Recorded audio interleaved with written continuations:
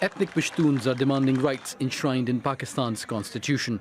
Following rallies in Peshawar and Lahore, protesters gathered in Swat, where a military operation against the Pakistani Taliban was carried out a few years ago. The protest movement began in February against the extrajudicial killing of a Pashtun man in Karachi. Now it's been transformed into a wider call for rights by the Pashtun Tahaffuz movement, or PTM. It wants missing people to be found and landmines removed.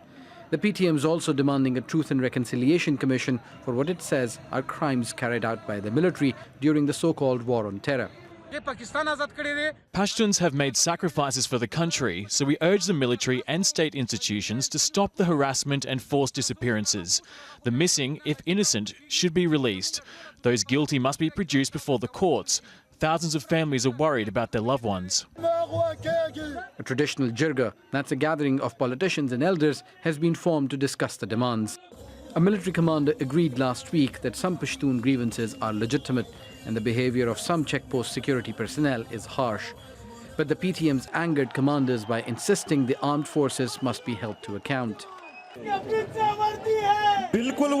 Absolutely. It's those in uniform, because they want to sell the people like this and do more extrajudicial killings to establish their own writ, not the writ of the Constitution.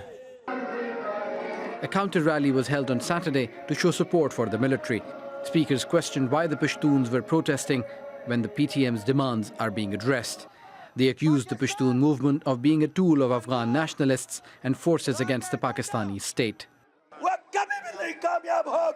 I say to those conspiring against Pakistan, your aims will never come true. Our faith is in this land, and we will never let them succeed. Local media is criticized for not giving coverage to Pashtun protests.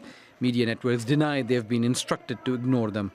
For years, Pakistan's military and politicians have been accused of ignoring the people of the federally administered tribal areas, places which the government administers but doesn't govern as the rest of Pakistan. Osama bin Javaid, Al Jazeera.